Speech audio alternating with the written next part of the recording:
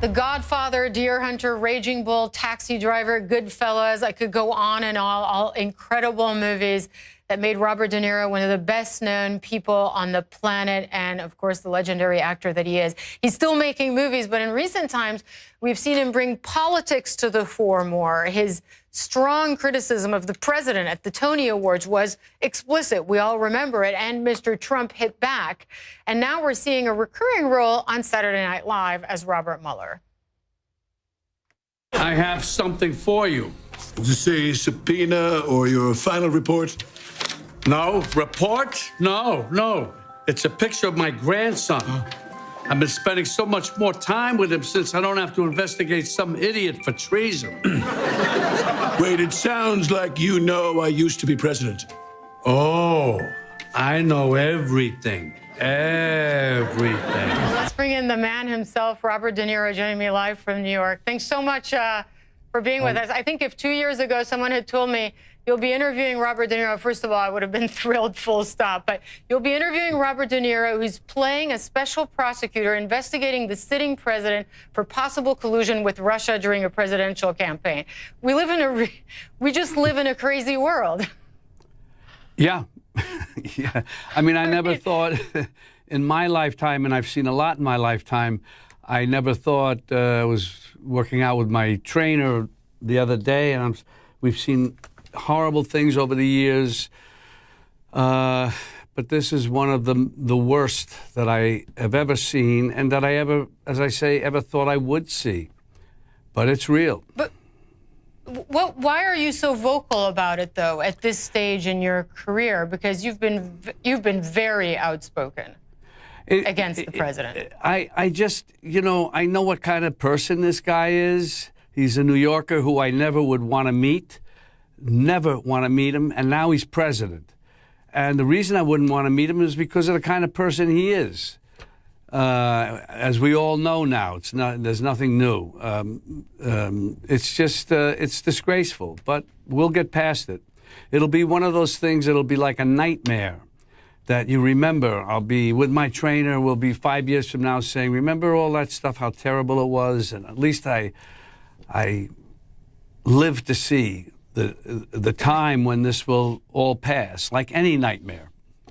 But so you've called him stuff like that. You've called him a national disaster. You said F Trump at the Tonys. I meant a Called national. him a bozo. I said he's an embarrassment. Yeah. Sorry, I'm sorry. I'm going to interrupt you. No. I was just going to go ahead. I was quoting someone.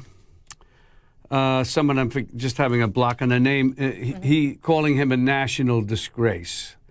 Right. Not a national. He is also a national disaster too, but he was a disgrace. It was a disgrace. When I said that, it was before he was elected. Is there? I mean, some people have criticized you even Colin when you Powell, used who profanity. I quoted.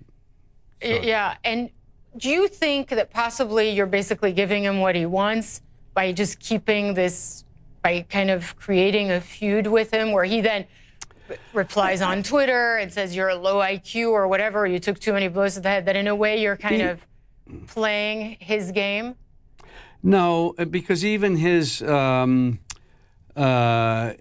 responses, his retorts, if you will, are inane, and they're kind of stupid. He doesn't say anything that's even witty or smart. So it doesn't bother me. It's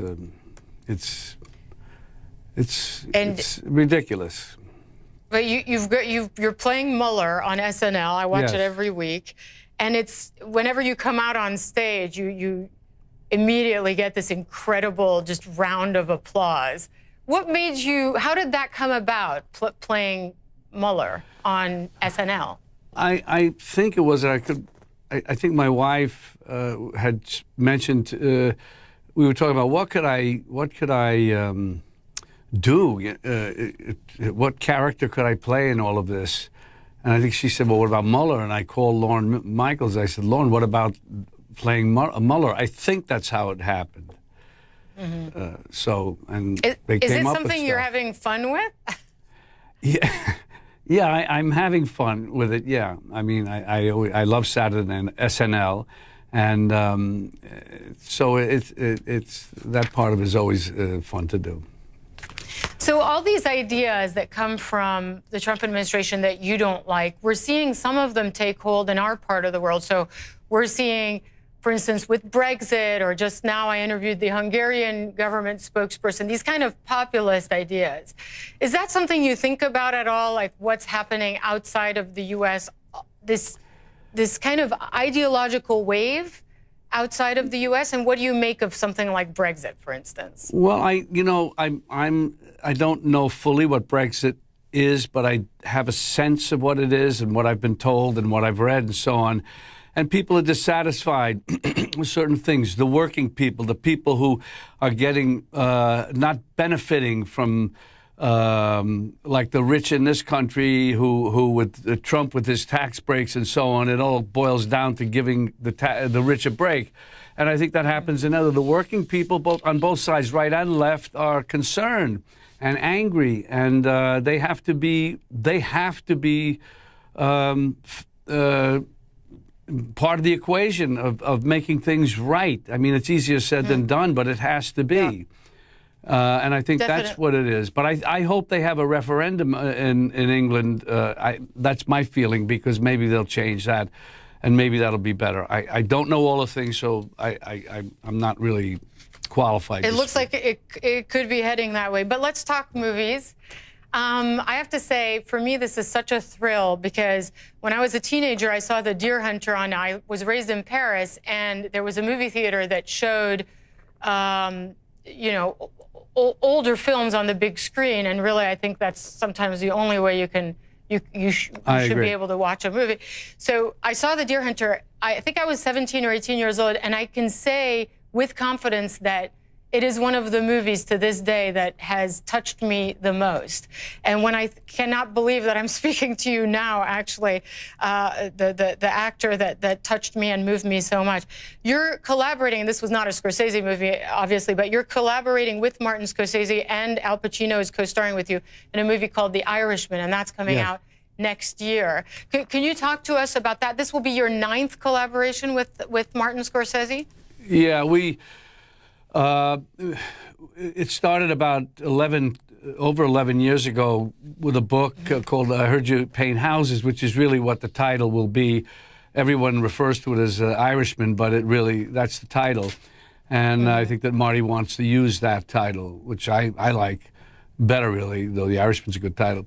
And it took many years. We were about to do another project of the same kind of genre, subject, and then it was a genre about a hitman, but a more popular kind of story, not really specific. This is a much more specific. It's very specific about the Jimmy Hoffa's killing and so on. So Al Pacino plays Hoffa. Joe Pesci plays a character named Russell Buffalino, who was a big part of all of this, and the three of us are very close as friends, and I don't want to give it away, I suppose, but anyway, then you'll see. Is that okay, what I said? No, absolutely. But I'm interested also in kind of how Netflix and these streaming platforms are kind of like the new, it's the new platform for some of the best TV and movie making out there, which is a very new development. I mean, what do you make of that development? Because TV series, I don't know if it's something you'd be interested in doing. It's kind of become the higher art form almost now. Yeah, it's well, you know, they're working it out where, I mean, like a movie like I Heard You Paint Houses, The Irishman, should be put out in a big venue, a big theater in places, certain cities, and then it can be shown later in whatever, like any movie these days. But that's important, and I think that they're working that part of it out, at least in the beginning. It opens in a grand way, especially a movie that we've done.